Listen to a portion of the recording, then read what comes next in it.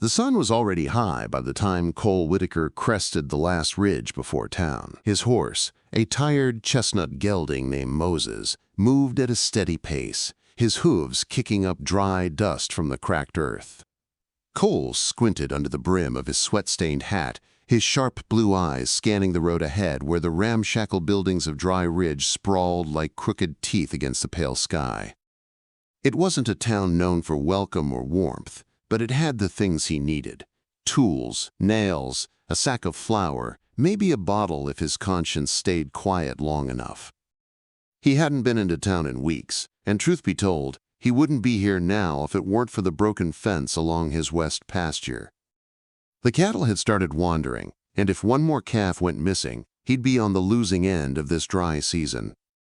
Cole's body moved with the rhythm of the saddle like he was born in it, his tall frame upright but relaxed, hands steady on the reins. He didn't speak, not even to the horse. He rarely did, not anymore. The only sounds were the groan of the leather, the creak of wood, and the occasional hiss of wind snaking across the flat, empty plains behind him. There were no neighbors close enough to bother with, and that's the way Cole preferred it. Quiet, predictable, empty. His ranch, 35 dry acres of stubborn soil and scraggly mesquite, wasn't much to look at, but it was his.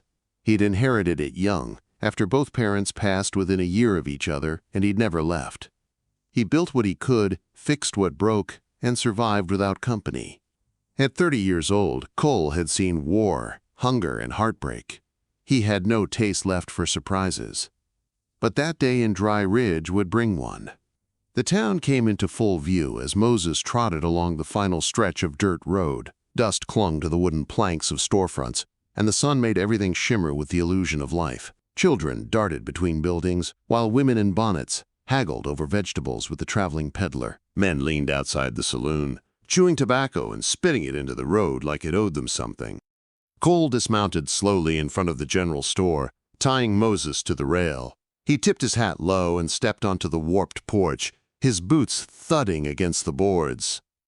He nodded once to the clerk behind the counter, who acknowledged him with a grunt and grabbed a few supplies: rope, coffee, beans, and the flour he'd come for. He paid without a word, packed the goods onto his saddlebag, and turned to leave. Then he heard the shouting. It came from the far end of the town square. A group of men had gathered, their voices loud and ugly, their laughter sharp like broken glass. Cole didn't care much for gatherings, but something in the air, something he couldn't name, made his boots pause. He turned. There, in the center of the square, a wagon had been backed in with its tailgate dropped. A crudely built wooden cage rested atop it, and inside was a girl. She was young, couldn't have been more than 18. Her dark hair was tangled, falling in uneven strands around her face. Her hands were tied loosely, more for show than restraint, and her ankles bore fresh bruises.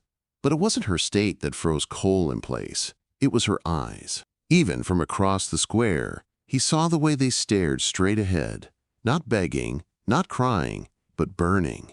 There was a fire in them, hot and proud and unbroken. Beside the cage stood a stout, red-faced man with a rag tied around his neck like a badge. He waved his arms, shouting at the crowd, a sick grin on his face. Genuine Apache! Straight from the southern range, wild, fierce, and worth every cent. She's got fight in her, boys, I'll tell you that. Tried to bite me first night we had her. Don't worry, we knocked that out of her. The crowd laughed. Cole didn't. The auctioneer kept going, holding up a crude piece of paper like it proved something. This here girl comes from warrior stock. Killed 2 hounds with a stick, this one did. You ain't gonna find another like her for less than a $5. Another burst of laughter. A man from the back shouted, She come with a leash, or do I gotta make one myself? More laughter. The girl in the cage didn't move. Cole stepped forward, slowly, each step measured like he was crossing ice that might crack. He heard snippets of conversation. Why waste coin on a savage? She's not bad on the eyes if you clean her up. Bet she'd be quiet after a few lashes. Cole's stomach turned. The auctioneer cleared his throat and called, All right then, let's start the bidding. Who'll give me $2 for this fine piece of frontier spirit? No one spoke. $2, Come on now, she eats little and doesn't talk. Just what you need on them long nights." Still no bids. Cole took another step forward. He could feel eyes on him now. The air grew still, like everyone was waiting to see what the quiet rancher would do. $2, the auctioneer tried again. $1.50? Cole reached into his coat and pulled out his money roll. Slowly, deliberately, he peeled away $5, 5 hard-earned, honest dollars, and held them out. "I'll take her," he said. The square fell silent. The auctioneer blinked, startled. $5? Yes, sir. Yes, sir. Sold." Cole stepped up to the cage as murmurs swirled behind him. He didn't look at the crowd. He didn't care what they said. His eyes were locked on the girl. She looked up at him then, for the first time. Not grateful, not hopeful, just curious. Like she was trying to see whether he was worse than the rest. Cole didn't speak. He pulled a pocket knife from his belt and cut the rope, binding her wrists. She didn't flinch. He nodded toward the road where Moses was tied. "Come on," he said, not unkindly. She followed him. The ride back was long and wordless. Cole sat in the saddle, reins loose in his hand, while the girl rode behind him, holding onto the saddle horn, her grip light as if she might leap off at any moment. The desert stretched out in all directions, endless and uncaring. The only sounds were the wind and the hooves against dirt. Cole didn't know what to say. He hadn't planned any of this. He hadn't ridden into town looking for a girl, let alone one who'd come from such pain. But something in her eyes had held him in place. Maybe it was pride. Maybe it was something he'd forgotten he still believed in. When they reached the ranch, the sun had begun to dip behind the hills. Long shadows stretched across the porch as Cole dismounted and offered her a hand down. She ignored it, swinging down herself with practiced grace. He led her inside. The house was modest. 2 rooms, a kitchen, a single table, and a small stove. It wasn't much, but it was clean. Safe. He pointed to the back room. "You can take that one. Water pumps out back. Food's in the cabinet. I'll be out with the horses." She didn't answer, just walked past him and into the room, shutting the door softly behind her. Cole stood there for a moment, hat in hand, staring at the closed door. Later that night, he sat alone at the table, a plate of beans and bread untouched in front of him. The silence in the house felt different now. Not empty, not yet warm, but different. He thought of the girl, of her eyes, her silence, the way she didn't beg, didn't cry. He didn't know her name, didn't know what she thought of him. But she was here, and that meant something. In the back room, Tyen lay on a narrow cot, staring at the ceiling. Her hands were free. The window was open. She could leave, run, disappear. But she didn't. She listened to the creak of floorboards, to the faint sound of a chair scraping across the floor, to the way the house settled, like it was exhaling for the first time in years. Neither of them slept. Not really. Outside, the desert whispered in the dark. And for the first time in a long time, both Cole Whitaker and the girl who refused to bow to cages stared into the night and wondered what might come next. The morning light crept slowly across the wooden floorboards, casting long stripes of pale gold through the windows. Cole Whitaker stood at the stove, turning over a skillet of eggs that crackled with the quiet hiss of hot oil. He moved with a kind of mechanical calm, the way a man does when every morning has looked the same for too long. His back was straight, his sleeves rolled up, and his eyes barely blinked as he worked. He didn't look toward the door to the back room, even though he knew she was awake. He could feel it. He'd heard her moving just before dawn. Light footsteps, the subtle creak of the old cot frame, the small thud of boots being pulled on. Then, nothing. She hadn't come out. Not yet. Cole understood. She didn't trust him. He wouldn't have trusted him either if their places were reversed. He placed a second plate on the table, not knowing if she'd eat. Eggs, toast, and a chunk of salt pork. It wasn't much, but it was warm. A few moments later, the door creaked open, slow and cautious. She stepped into the room like a deer testing the wind. She wasn't limping, which told Cole she was stronger than she looked. Her dark eyes flicked around the kitchen, scanning everything, absorbing every detail. She saw the second plate, the open window, the knife on the counter. Her eyes finally landed on him. He didn't smile. He didn't speak. He simply pulled out a chair and gestured toward it. She didn't sit. Instead, she walked to the other end of the room, leaned against the wall, and folded her arms. Her long black hair was brushed now, pulled loosely behind her shoulders. Her clothes, stained from the road and from time in the cage, had been cleaned, likely sometime during the night. She looked more herself now, though Cole didn't know what that self was. She still hadn't told him her name. Cole sat down, cut into his food, and took a bite. He chewed slowly, then gestured toward the other plate. "It's hot," he said quietly. "Ain't poisoned." She said nothing. He kept eating. The silence stretched between them like an invisible thread, tight, thin, ready to snap. After several long minutes, she walked to the table and sat down, not looking at him. She took the fork, turned the eggs over with it, and began to eat. They finished the meal without a word. Later, Cole was outside, mending the broken gate along the western pen. The sun was just beginning to rise above the hills, bathing the dry grass in amber light. He worked slowly, hammering nails into the split wood, glancing every now and then toward the barn. He didn't expect her to follow him, but there she was, leaning against the fence post, arms crossed, eyes narrowed against the glare. "You ever mend a fence?" he asked. She didn't answer. He nodded once and went back to hammering. A few minutes later, she walked over, picked up a second hammer, and knelt beside him. She didn't wait for instructions. She simply got to work. Cole said nothing, just watched her drive the nail with steady, efficient strikes. No wasted movement, no hesitation. They worked in silence for the better part of an hour. When the gate was repaired, she stood and brushed the dust from her hands. Cole looked at her, and for the first time she looked back without suspicion. "You got a name?" he asked.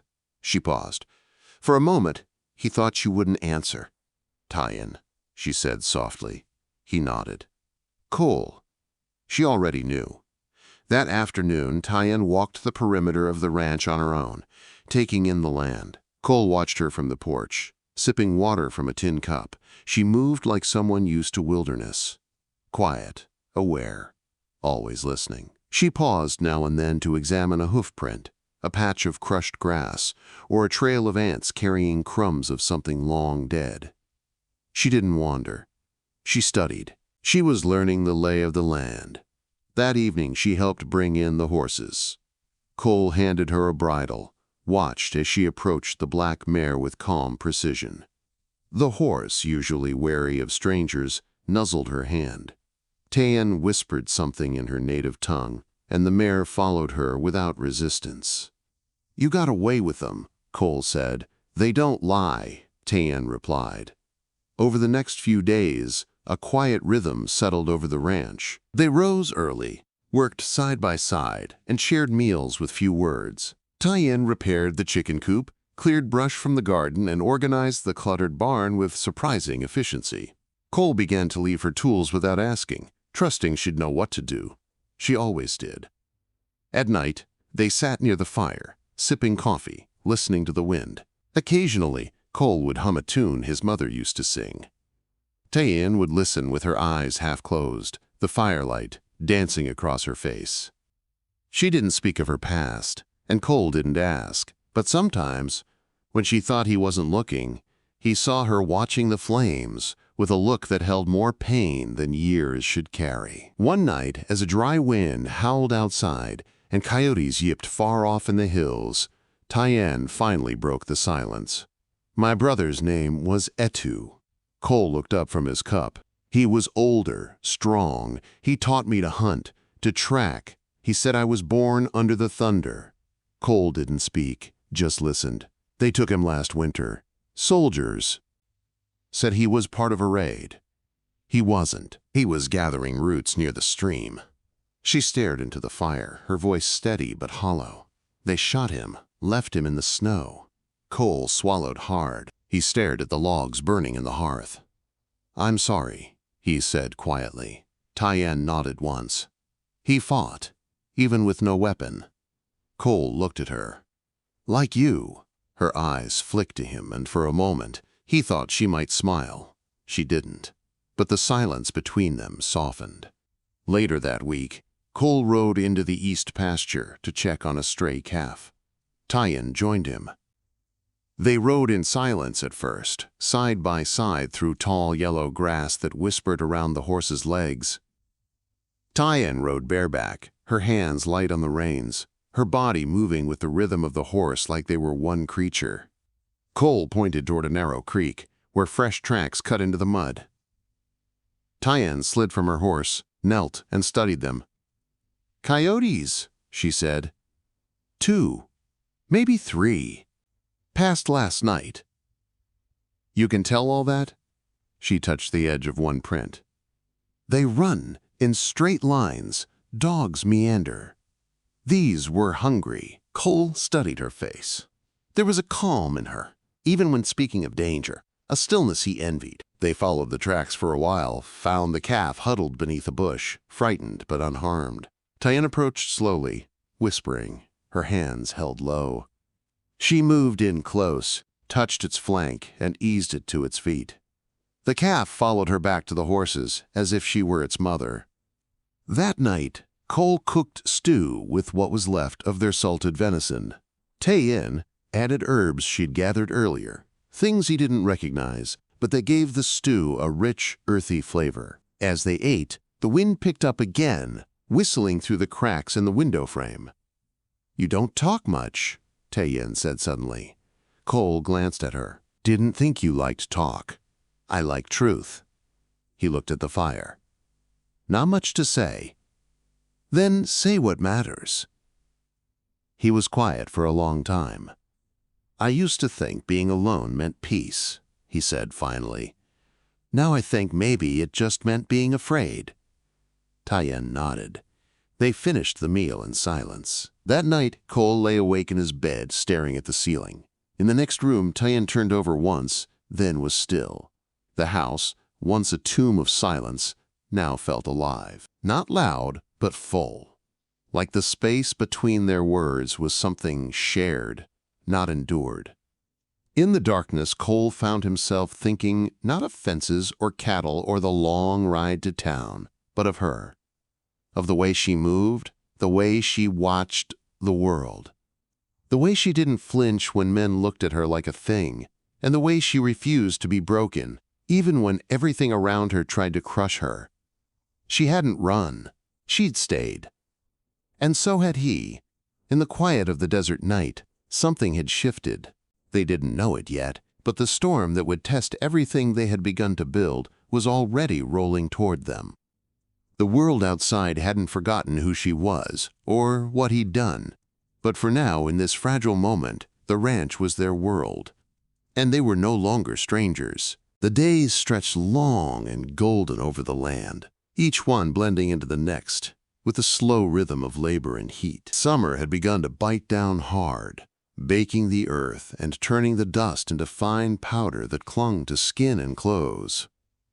Cole Whitaker woke before the sun each morning, as he always had, but now the morning didn't greet him with the same cold stillness. There was movement in the house.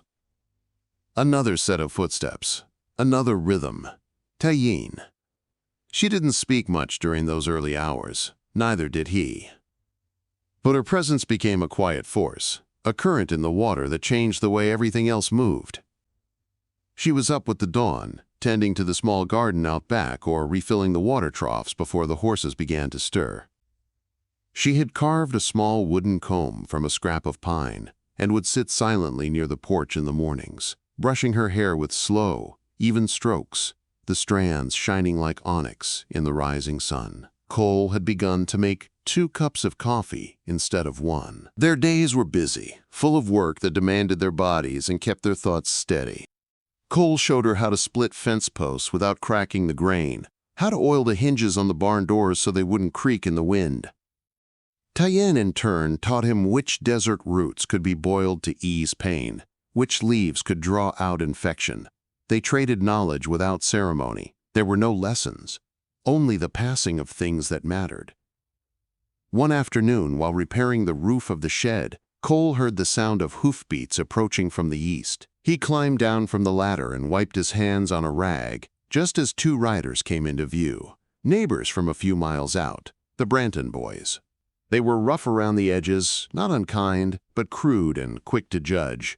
Cole hadn't spoken to them in months. He walked to the edge of the property, stopping by the fence as they reined in their horses. "You got company," the older one said, tipping his hat back. "Heard tell you brought home some redskin from the trader's cage."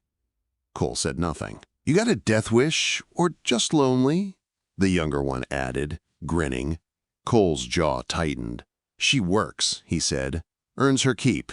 Don't see how that's any of your concern. Town's talking, Whitaker, saying you're shacked up with a killer." "She ain't done anything to anyone." The older brother leaned on his saddle horn. "Don't matter. You know how folks get. Lot of men lost family to raids. Don't take much to stir 'em up." Cole nodded slowly, then turned his back on them. "Appreciate the warning," he said. That night, he told Tyann about the visit. She didn't seem surprised. She simply sat on the porch, her knees drawn up to her chest, watching the horizon. "They'll come," she said. "Maybe. I won't run. I know." She glanced at him, her eyes catching the last of the fading light. "Why did you bring me here?" Cole considered the question carefully, rolling it over in his mind like a stone in his palm. "I didn't like the way they looked at you," he said. "Like you were less than a person. I couldn't leave you there. You don't even know me." "I'm starting to." She didn't answer, but she didn't look away either.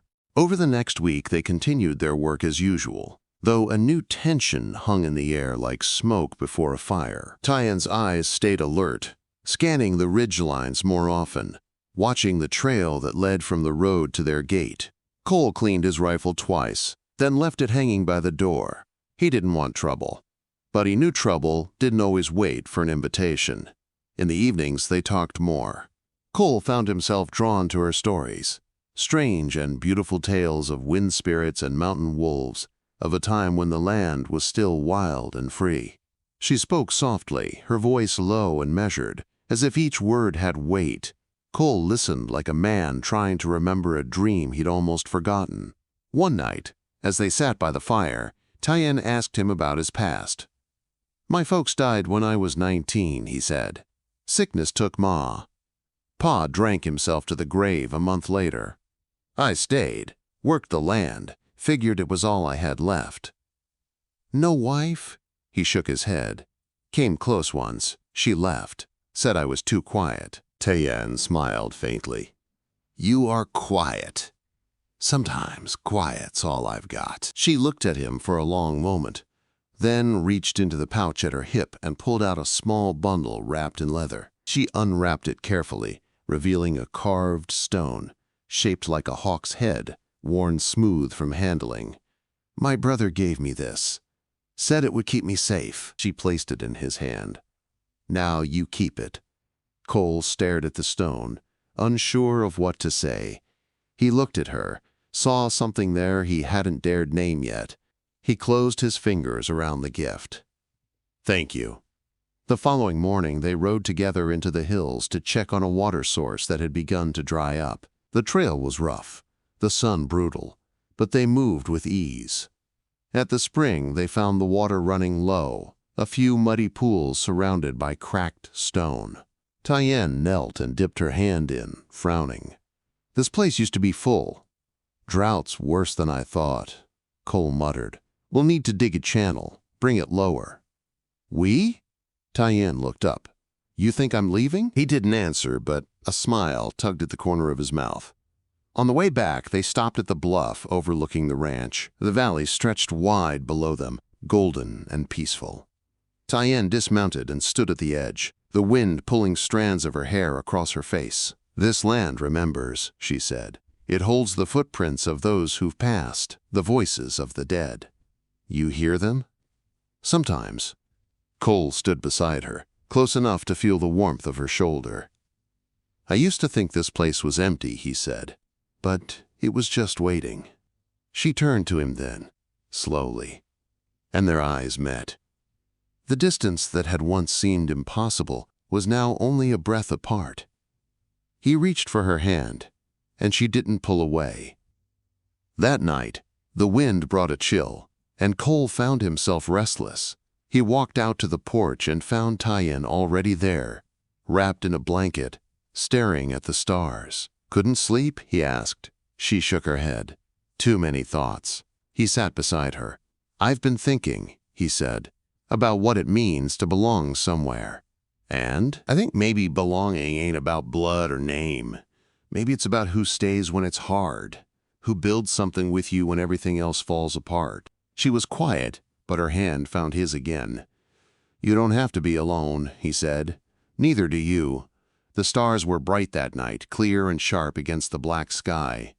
A coyote called in the distance, answered by another.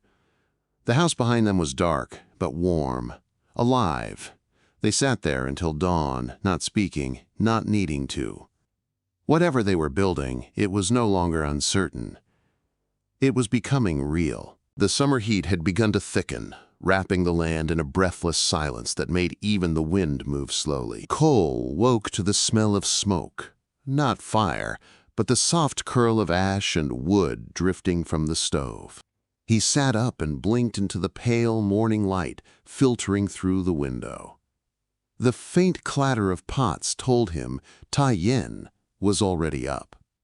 That had become normal now. He wasn't sure when exactly, but her presence in his house had ceased to feel strange. She moved through the rooms like she'd always been there, without ownership or apology. Not a guest, not a prisoner, just there, like sunrise. He stepped into the kitchen and saw her standing barefoot near the counter, flipping corn cakes on the iron skillet. Her hair was tied back, her eyes focused on the pan. She didn't glance up as he approached, but a second plate was already waiting at the table as it always was. He sat down. She joined him. They ate quietly, and Cole found he liked it that way. Not silent like before, just quiet, comfortable. After breakfast, they went out to the south fence line, where a few rails had collapsed in the night. Coyotes, maybe, or a steer trying to push through. They worked side by side beneath a sky that burned white, their shirts sticking to their backs, the dust clinging to their boots. Cole handed Tyen nails without needing to be asked, and she handed him the hammer before he reached for it. It was like dancing without music, just rhythm and trust.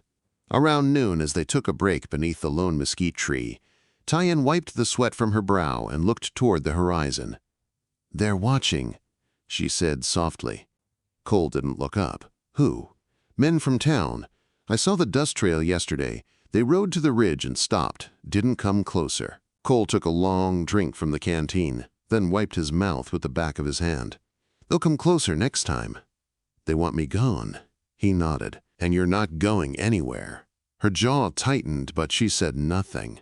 That evening they rode into the hills to check on the cattle. The sun was dropping low, painting the rocks in firelight. As they crested a ridge, Tyen pointed to a shallow ravine below. "There," she said. A calf was stuck in the mud at the base of the gully, its cries weak and panicked. Cole and Tyen dismounted quickly. She climbed down with ease, her boots finding steady holds on the loose rock. Cole followed. Together they wrapped a rope around the calf's middle and worked to haul it free. It was hard, dirty work, and by the time they managed to pull it clear, both were coated in sweat and dust. The calf staggered to its feet and stumbled off toward the herd. Cole sat down heavily on a boulder, breathing hard.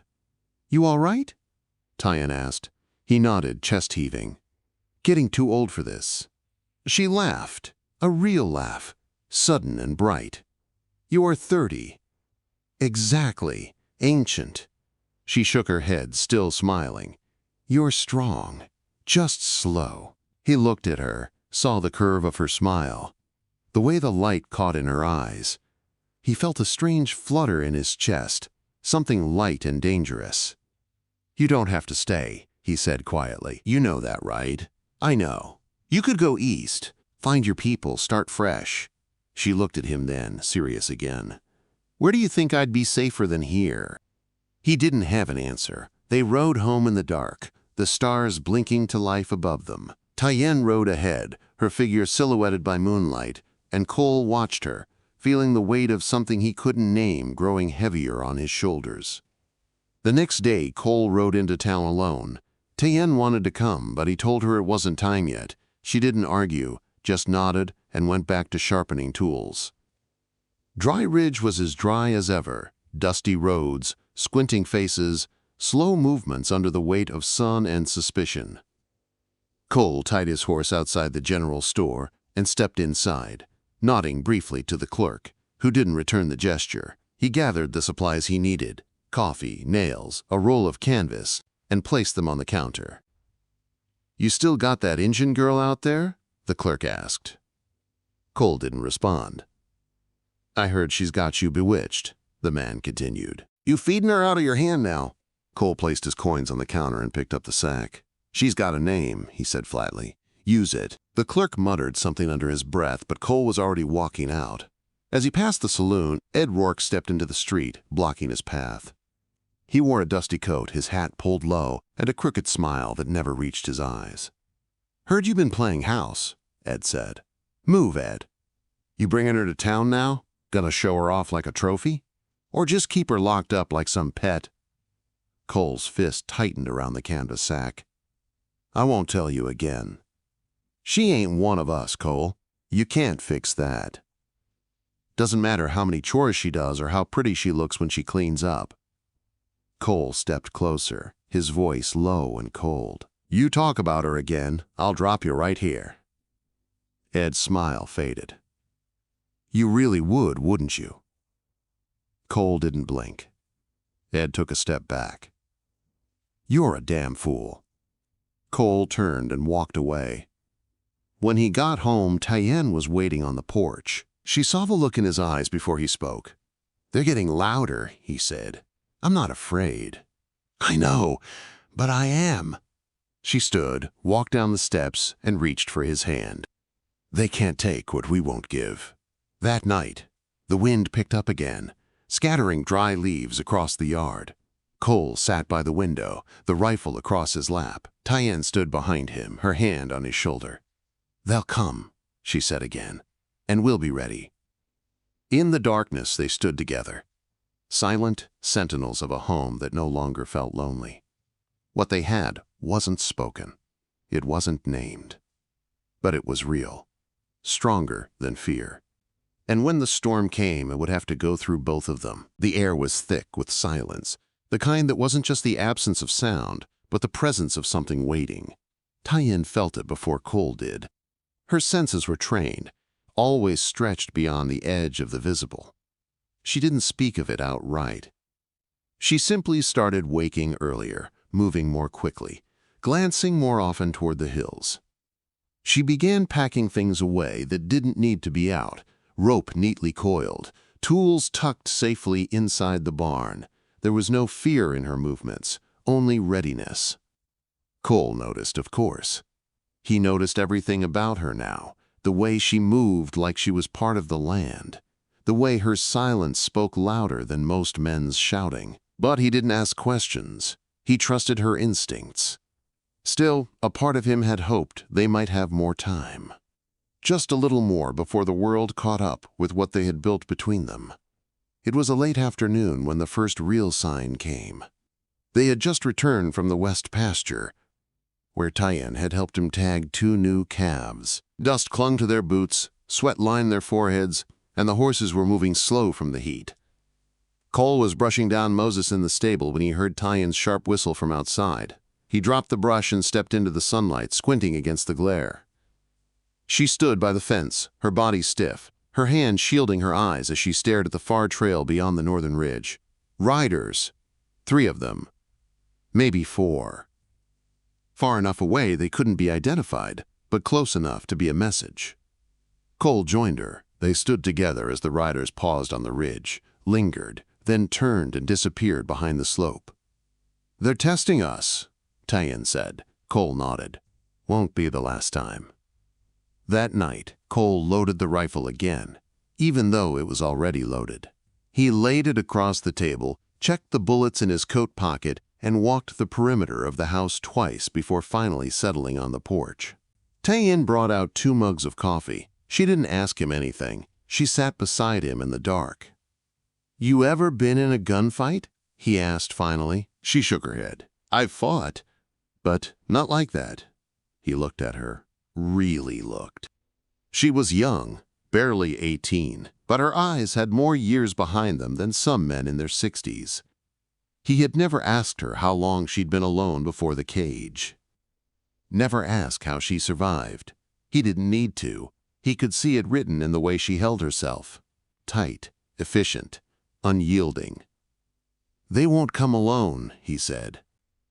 "Not if it's Ed leading them. He wants an audience." She sipped her coffee and stared out into the night. "Then we give him one." 2 days passed. Then 3.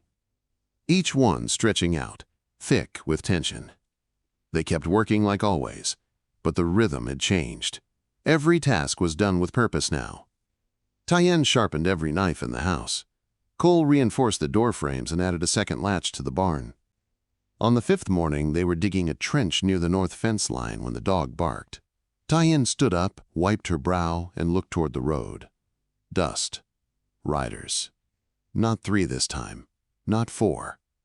7. They came slow and steady, like men on a Sunday ride, but Cole knew better. These weren't travelers. These were men with hard faces, rifles slung loose, and dust in their mouths. Men looking for a reason to draw blood. At the front was Ed Rourke, riding a big bay horse and wearing a wide grin that never quite reached his eyes. Cole stepped forward to meet them. Taein stood behind him, her stance relaxed but alert, one hand resting near the knife at her belt. "Afternoon, Whitaker," Ed called. "Turn around," Cole replied. Ed laughed. "We just came to talk." "Talk from the trail, then." "You gonna hide behind her forever?" Ed asked, nodding toward Taein. "She your new wife? Or just a warm body for cold nights?" Cole's hand flexed near his hip, but he didn't draw. "She's under my roof. That means she's under my protection." One of the other men spat in the dirt. "She's Apache. Don't matter whose roof she's under." "She matters to me," Cole said. That did it. The grin slipped from Ed's face. "You always were soft," he said. "I should have known. You think just 'cause you play house with a savage that makes you one of them? She's got blood on her hands, Cole. She ain't innocent. She's done nothing wrong." "Not yet." Ed leaned forward in the saddle. "You've been warned. You want to protect her? Fine. But you won't be able to stop what's coming." Cole didn't move. "Try me." Ed stared at him for a long moment, then turned his horse. The others followed. Dust kicked up behind them as they rode off. Taein watched them go, her eyes hard. "They'll come back," Cole nodded. "We have to be ready." They spent the rest of the day preparing. They moved supplies into the root cellar, filled water barrels, and stacked firewood near the porch. Taein rigged traps near the fence lines. Nothing lethal, just enough to slow a man down or trip a horse. By nightfall, the house looked the same on the outside. Calm, quiet. But inside, everything had changed. There was a rifle near every window.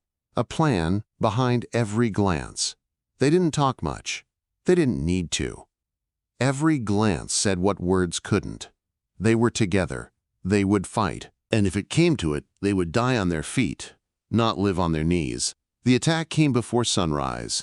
Cole had just stepped outside to check the water barrel when he heard the crack of a rifle.